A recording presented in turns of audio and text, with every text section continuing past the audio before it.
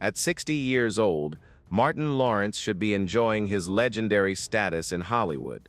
Rumors are swirling that the comedy icon has a private blacklist of stars he can't stand, and insiders claim he's finally ready to let it slip. From former co-stars to industry power players, the list is messy, personal, and downright shocking. If you thought Martin was all laughs, think again, because when it comes to grudges, he doesn't play nice. We all remember Martin Lawrence as the loud, fast-talking, no-filter funny man who dominated the 90s. Whether it was his hit sitcom Martin, his iconic roles in Bad Boys, or stand-up specials that had audiences in tears, Martin was comedy. But beneath all that success, something was deeply wrong, and most people had no idea. Throughout his career, Martin Lawrence has gone through many ups and downs. He dealt with show cancellations, struggled with mental health, got into legal trouble with several arrests, and faced numerous setbacks. Before the fame, Lawrence lived a very different life. Now he's opening up about the people who tried to bring him down and stop him from making it in the industry. There were always whispers that Lawrence had a temper, that he could be controlling on set, and that he didn't always play nice with co-stars. Looking back, the pattern is impossible to ignore. His list of Hollywood enemies isn't just speculation. It's a trail of lawsuits, broken friendships, and public fallouts. Tisha Campbell. No controversy in Martin Lawrence's career has ever cast a longer or darker shadow than his explosive fallout with Tisha Campbell. At the peak of Martin's fame, when the show ruled black television, their once smooth working relationship collapsed in full view of the industry. Behind the laughter, tension had reached its breaking point.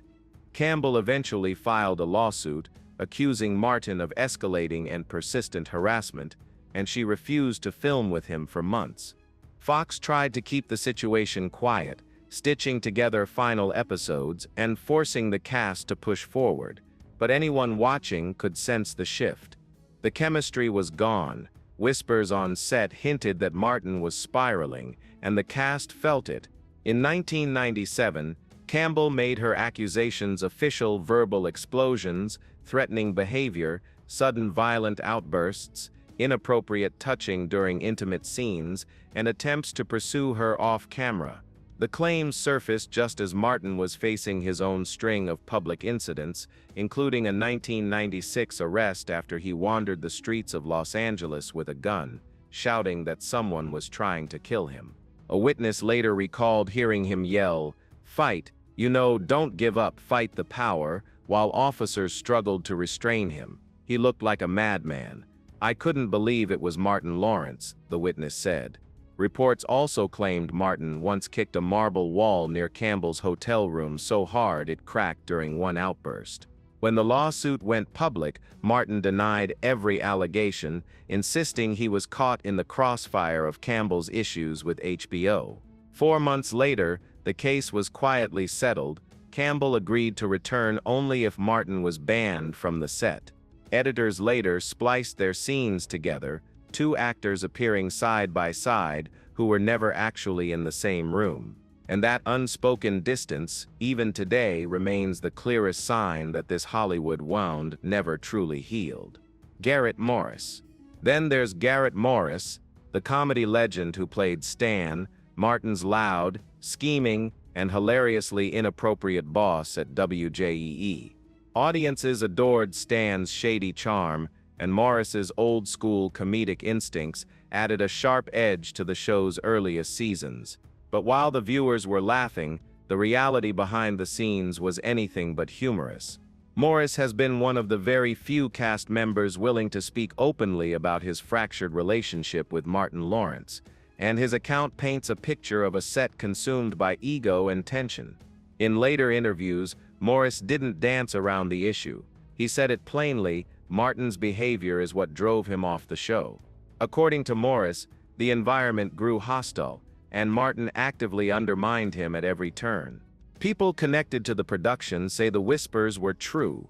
Martin allegedly didn't want another comedic powerhouse on set stealing even a sliver of the spotlight, and Morris a seasoned veteran with a Saturday Night Live pedigree and decades of respect behind his name, was not someone who could be overshadowed easily. Their clash reportedly came down to one thing: control. Morris wanted more creative involvement in shaping Stan's character. Martin wanted to keep the spotlight fixed squarely on himself. Insiders claim Lawrence would shoot down Morris's ideas, trim his scenes, and even urge the writers to scale back Stan's presence. By the second season, fans sensed something was off. Stan popped up less and less. The running joke among viewers was that Stan was always out of town, but behind the scenes, the rumor mill was spinning. Martin wanted him gone. And then, without warning, Stan vanished. No dramatic send-off, no explanation. One week he existed, the next he was erased. For years, audiences were left guessing, but Garrett Morris eventually told the truth. His exit wasn't voluntary. He says Martin froze him out until leaving was the only option left. Adding fuel to the fire were reports that Morris felt deeply disrespected by Martin's attitude toward comedy veterans. Some insiders say Morris believed Martin dismissed his legacy, treating him as if his decades of trailblazing work didn't matter. For someone who helped carve out space for black comedians long before Martin Lawrence ever hit a stage, being pushed aside in such a fashion wasn't just unprofessional, it cut deeply on a personal level. To this day, Morris insists his departure wasn't mutual, wasn't friendly, and certainly wasn't a simple creative difference. It was about Martin, his ego, his control, and the environment he created. While other cast members have softened their wording over the years, Morris has never sugarcoated it. And for fans still wondering why Stan disappeared without a goodbye, the truth is far from funny.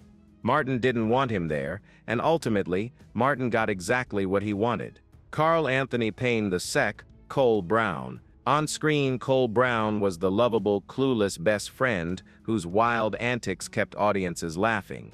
But behind the camera, Carl Anthony Payne II was living a very different story.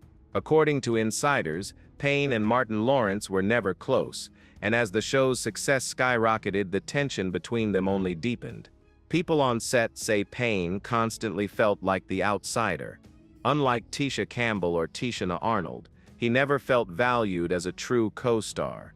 Instead, he believed Martin saw him as disposable, good for slapstick comedy, but not worthy of meaningful storylines. Rumors circulated that Payne privately voiced frustrations about Martin monopolizing the spotlight and limiting his screen presence. By the later seasons, fans couldn't ignore it. Cole was slowly fading from the show. Insiders insist that wasn't an accident. Crew members claim Martin intentionally pushed writers to cut Payne's scenes and even shut down any storyline that gave Cole too much attention. In a 2015 interview with This Is 50, Payne finally confirmed what fans had long suspected. He admitted the environment became toxic over time, saying that Martin began treating him poorly and created a tense workplace. "We had issues. Martin had issues with himself. I think he was battling his own demons," Payne revealed. The strain wasn't limited to the set. Behind the scenes, Payne was frustrated that despite being part of a hit series, his paycheck didn't match his contribution. Insiders say he felt trapped within a hierarchy completely controlled by Martin, who ultimately decided which cast members rose and which ones stayed in the shadows. Even after Martin ended, Payne rarely discussed their relationship openly, but fans could always sense the unresolved tension. Some reports even claim Payne believes Martin's actions limited his long-term career, typecasting him as the goofy sidekick and excluding him from certain reunions or projects, not by coincidence, but by design. Tommy Davidson. If there's one feud that cuts deeper than all the rest, it's the long, bitter rivalry between Martin Lawrence and fellow comedic rising star Tommy Davidson. In the late 80s and early 90s, both men were climbing fast, young, black, electrifyingly funny, during a rare moment when Hollywood finally began opening major doors to black comedians. But instead of becoming allies, their paths twisted into something far darker. According to Davidson, Martin wasn't simply a competitor, he became an adversary determined to sabotage him. Davidson has spoken candidly about being blackballed by Martin, a word that can shorten a Hollywood career overnight. He claims Lawrence used his growing influence to push him out of opportunities, blocking roles before he could even audition. The painful implication was clear. Hollywood often embraced one breakout black comedic star at a time, and Martin intended to make sure he was the one standing in the spotlight. Rumors from comedy insiders deepen the story. Some say Martin would avoid sharing stages with Davidson, refuse to appear at the same events, and allegedly badmouth him to producers and executives. One source even claimed Martin privately labeled Davidson as difficult to work with, a reputation that can cripple anyone trying to rise in the entertainment industry. And when you compare their trajectories, the whispers sound less like exaggerations and more like patterns. As Martin shot into superstardom with films like Bad Boys and Big Mama's House, Davidson struggled to land major lead roles, often pushed to supporting characters or cameo appearances. The feud also slipped into public view. Davidson remembers moments where Martin allegedly tried to embarrass him, sly insults during appearances, subtle jabs in front of industry power players, and turning competitive humor into something more cutting and hostile. Everyone who paid attention could sense it whenever Martin and Davidson shared a space. The energy was icy. Behind that frost was fear. Sources insist Martin saw Davidson as a real threat. He was sharp, unpredictable, fearless, and brilliant, the exact qualities that could challenge Martin's position as Hollywood's next comedic king. Davidson has openly admitted that the feud changed everything for him, closing doors that might have led to an entirely different career. And while Martin rarely addresses the issue publicly, Davidson's lingering resentment speaks volumes. This wasn't a misunderstanding, it was a wound. Even today, the whispers haven't died. Some in the comedy world still insist Davidson was the one that got away, a talent whose ascent was stunted not by ability, but by strategic behind-the-scenes moves. For those who believe the rumors, Martin's rise to the top wasn't just ambition, it was survival, sharpened into a ruthless art. Tichina Arnold. And then there's Tichina Arnold, Pam, the razor-sharp, no-nonsense firecracker who matched Martin Lawrence joke for joke on screen. Fans adored their comedic sparring, but insiders say the chemistry shifted once the cameras stopped. What looked like playful tension on TV didn't always feel so lighthearted behind the scenes. Though Arnold has never been as outspoken as Tisha Campbell, she has left behind a trail of carefully worded hints suggesting the Martin set was far from the joyful sitcom family atmosphere viewers imagined. In multiple interviews, she's acknowledged that the environment could turn toxic, marked by simmering grudges, unresolved conflicts, and a level of chaos that often stemmed from Martin himself. People close to the production say Arnold was frequently placed in an impossible position, stuck between Campbell and Lawrence during their infamous war, while simultaneously trying to keep the show from completely falling apart. That emotional tug-of-war left marks she rarely talks about. And even though Arnold avoids calling out specific names, it's clear Martin was at the center of many storms. Rumors also suggest the tension went deeper than Campbell's harassment lawsuit. Crew members claim Arnold and Martin clashed in private, with Martin sometimes refusing rehearsals or demanding sudden rewrites that threw everyone off balance. One unverified story alleges Arnold threatened to walk off the set after a heated confrontation with Martin, a blow-up so intense it left the atmosphere toxic for days. On camera during reunions and interviews, Arnold and Lawrence maintain polished smiles, but insiders insist their relationship is more professional courtesy than true friendship. Some even say Arnold has privately acknowledged that while she respects Martin's comedic brilliance, she can't fully forget the chaos he unleashed, chaos that made the final seasons of Martin some of the most draining work she ever did.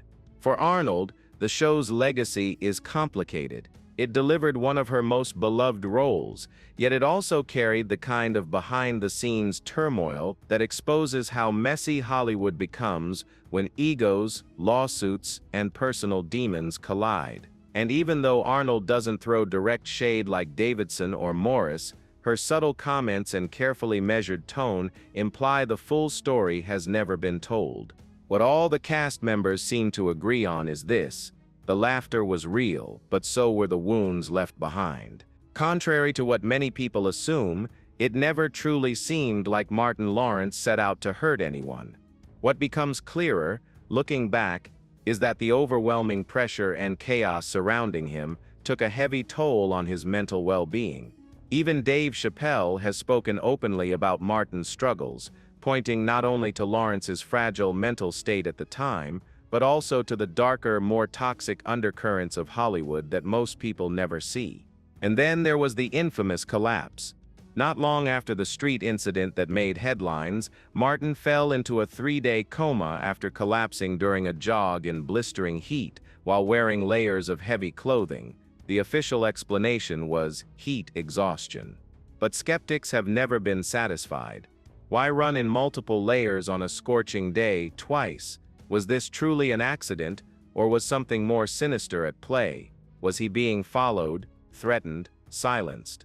According to reports, Martin's physical and emotional condition had been deteriorating for months. By August 1999, things reached a terrifying peak. While preparing for Big Mama's house, he pushed himself into an intense workout routine, jogging in a full plastic suit under extreme heat. His body temperature skyrocketed. He collapsed. He was rushed to the hospital, placed on a ventilator, and remained in a coma for 3 days as doctors fought to stabilize him. Fans rallied around him, offering support during one of the darkest periods of his life. Many pointed to stress or burnout. Others whispered about the price of fame. But some voices, the more conspiratorial ones, insisted something deeper was happening. Was Martin being targeted for speaking out? Was he beginning to see too much about how Hollywood really operates? And was that near-fatal breakdown less an accident, and more a desperate cry for help? In recent years, Martin Lawrence has stepped back into the public eye through the Bad Boys sequels and nostalgic reunion specials, but fans can't help noticing a shift. His slower speech, subdued energy, and noticeably altered presence have reignited speculation.